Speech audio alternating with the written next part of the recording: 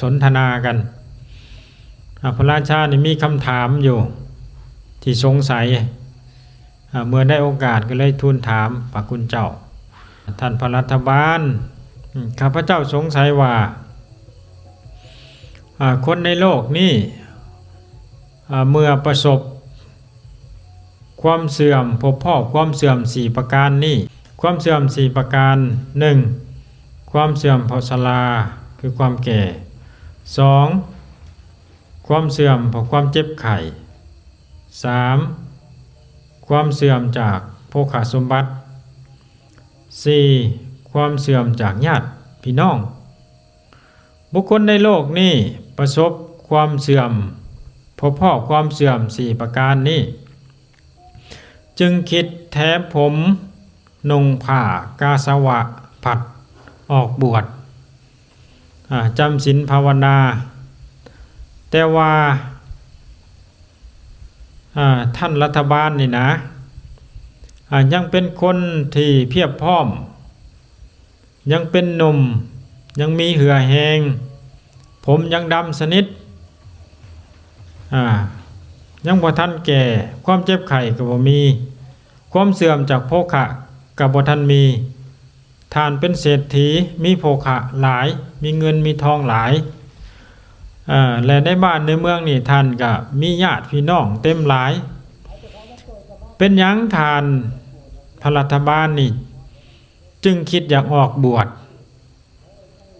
ละความประพฤติของความเป็นฆราวาสท่านหู้ท่านเห็นธรรมอันใดหรือว่าท่านได้ฟังข้อคิดอันใดจากไปพระรัฐบาลก็เลยได้ถวายพระพรพระราชาว่ามหาราชมีอยู่ธรรมที่อาตมาได้สดับแล้วได้ฟังแล้วจากพระภูมิพระภาคเจ้าจึงได้คิดแถผมโกนหนวดตัดเล็บนุ่งผ้ากาสาวพัดออกบวชเป็นภิกขุในศาสนาพระพุทธองค์ได้แสดงธรรมุเทศคือหัวข้อธรรมไว้4ประการคือ 1. โลกอันชรานำเข้าไปบ่ยั่งยืน 2. โลกบ่มีผู้ต้านทานบ่เป็นใหญ่เฉพาะตน 3. โลกบ่มีหยังเป็นของตนจำต้องละสิ่งทั้งปวงไป 4. โลกบกพร่องอยู่เป็นนิดบ่ฮู้จักอิ่มเป็นธาตุแห่งตัณหาอธิบายขยายความว่าโลกอันชรานำเข้าไปบ่ยั่งยืนหมายความว่าโลกโลกาโลกังศัพท์คำนี้หมายเอาสิ่งที่มีชีวิตและก็บ่มีชีวิตเช่นว่าต้นไม้ใบหญ้ากุฏิกุฏางสิ่งที่บ่มีชีวิตสิ่งที่มีชีวิตก็คือมนุษย์สัตว์สิ่งที่มีชีวิตเนาะถึกชรานำไปชราไปว่าความแก่ความแก่ความเฒ่าเฮาเกิดขึ้นมาในอายุ5 ปี6 ปี7 ปีก็ชื่อว่าถึกความแก่ชรานำไปแล้วปฏิชนะชราปฏิชนะชราที่ปกปิดคู่ความแก่ของเด็กน้อยนี่จะมีความแก่แต่ว่าเบิ่งบ่ออกเช่นว่าพวกเขากระเล่นพวกเขาอันนี้พวกเขาสมหักนี้เบิ่งจังไดก็คือยังหนุ่มอยู่นะทั้งที่จริงก็ถึกชรานำไปแล้วถึกความแก่นำไปแล้วแต่ว่าแนมบ่เห็นเอิ้นว่าชราที่ปกปิดชราที่บ่ปกปิดอปฏิชนะชราที่บ่ปกปิดความแก่ที่ปกปิดคือความแก่ของผู้เฒ่านี่จะแนมเห็นความแก่ความเฒ่าได้แจ้งได้ชัดกว่าเด็กน้อยสิ่งที่เคยสั้นกับยาวสิ่งที่เคยหมั่นกับคอน สิ่งที่เคยสูงกับสั่นห่างกายเฮาแต่เขายังเป็นหนุ่มเฮาก็สูงเนาะแต่ว่าวันเฮาเฒ่ามามันกำลังกอมเตี้ยลงเป็นจังซั่นสิ่งที่เคยยาวกับสั่นคือสายตาเนี่ยแหละแต่เขายังเป็นเด็กน้อยเอากับสายตาดีคือยามมาหาเนี่ยแหละสายตาก็เคยยาวแต่ก่อนแต่ว่าปัจจุบันก็มันถอดแว่นออกก็สิบ่เห็นหุงเลยนี่คือความเสื่อมของสังขารถูกชรานำไปแล้วประการหนึ่งสิ่งที่เคยหมั่นกับคอนแขว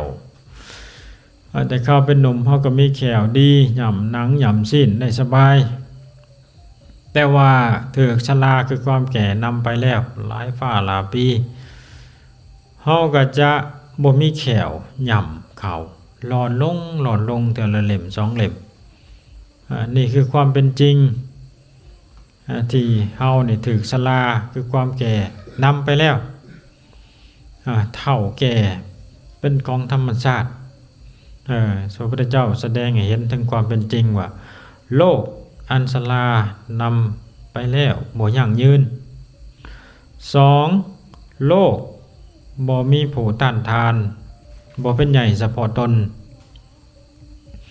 เราจะเคยเห็นว่าบางครั้งบางเทื่อเราก็จะมีอาการเจ็บไข้ได้ป่วยหรือว่าอาพาธบางครั้งบางเทื่อเรามีญาติพี่น้องมาเฝ้าก็ดียามอาพาธแต่ว่าความอาพาธนี่ความเจ็บความป่วยนี่บ่มีผู้ต้านทานเพิ่นว่าถึงแม้ว่าเฮาจะมีญาติพี่น้องญาติสาโลหิตมิตรอำมาตย์มีผัวมีเมียมีลูกแม้ว่าจะให้สิ่งเหล่านั้นบุคคลเหล่านั้นมาช่วยแบ่งเบาภาระว่าให้ข้าพเจ้าอาพาธเจ็บป่วยอยู่ตอนนี้ให้เบาบางลงก็บ่สามารถจะต้านทานความเจ็บได้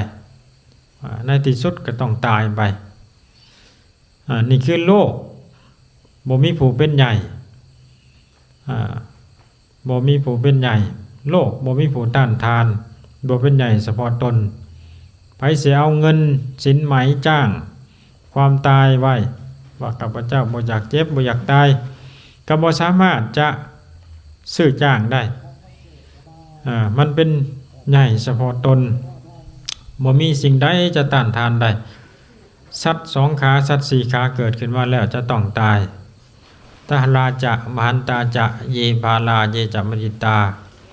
สัพเพมัจจุวสังยันติสัพเพมัจจุปรายนาทั้งเด็กน้อยทั้งผู้ใหญ่ทั้งโง่ทั้งฉลาดล้วนไปสู่อำนาจแห่งความตายล้วนมีความตายเป็นที่สุด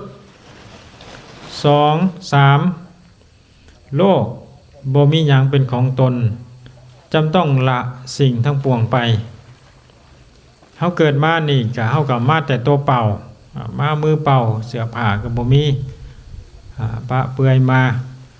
ย่ำตายเฮาก็ไปมือเปล่าทรัพย์สมบัติที่เฮาหามา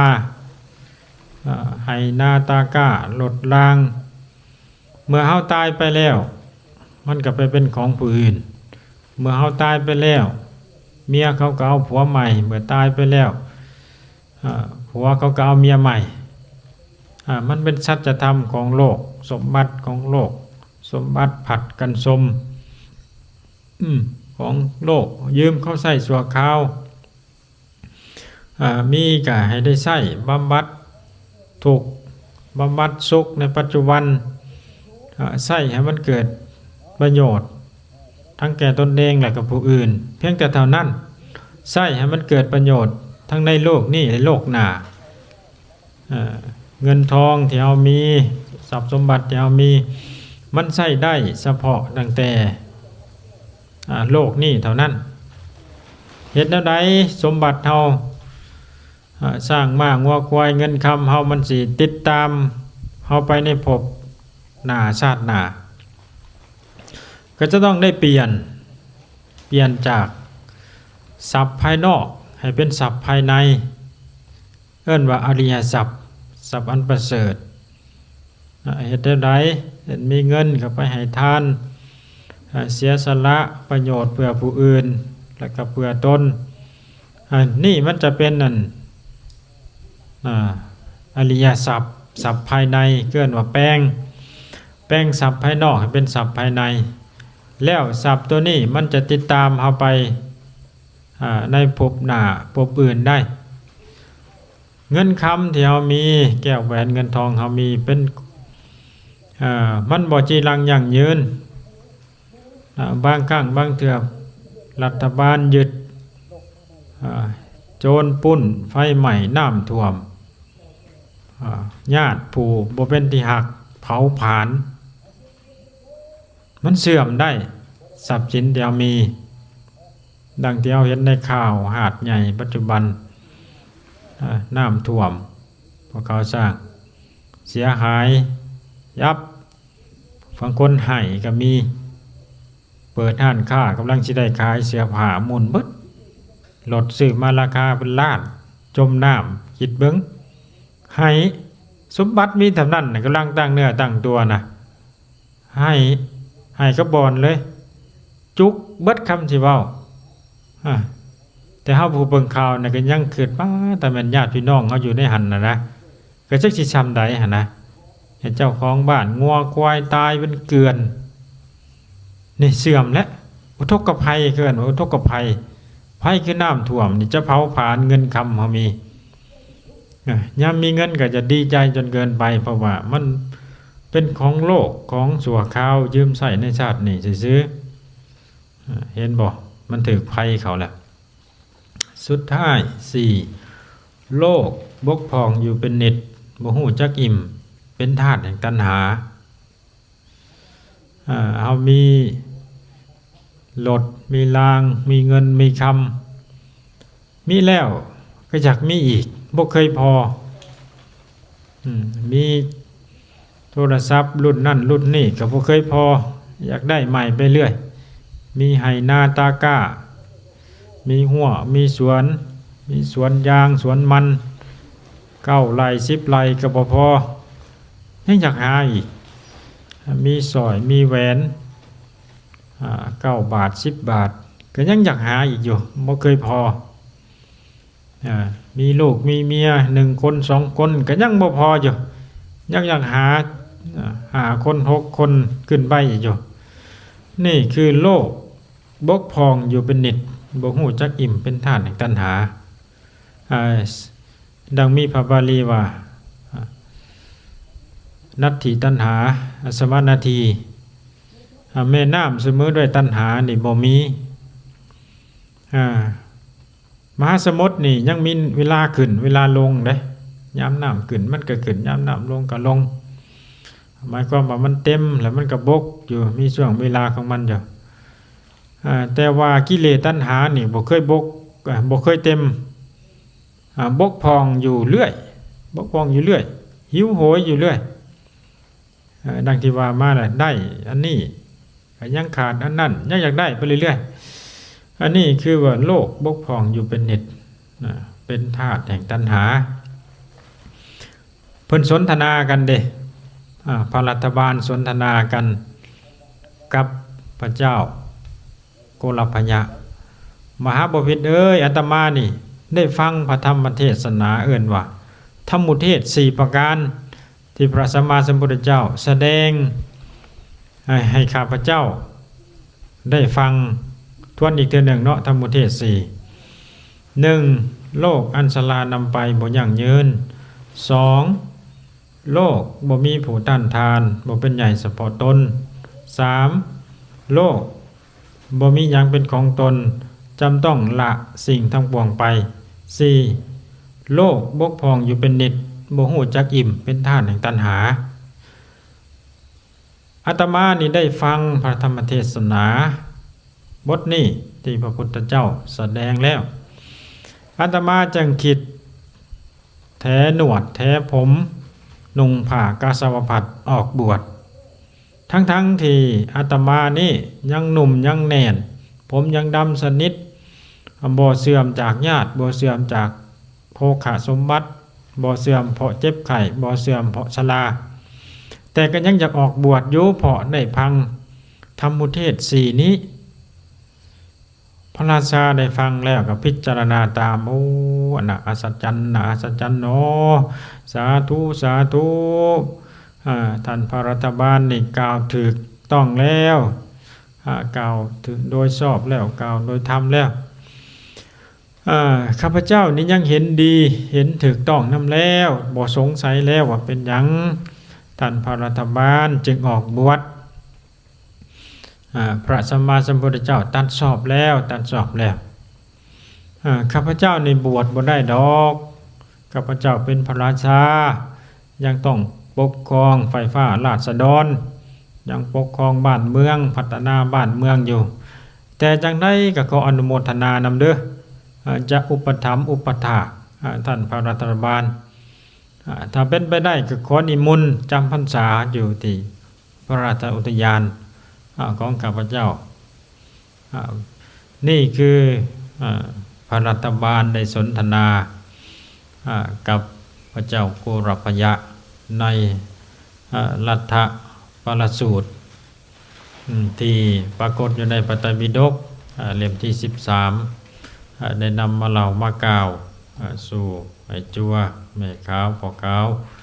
ได้ฟังคงจะเป็นที่เข้าใจเนาะแม่ยาเมือง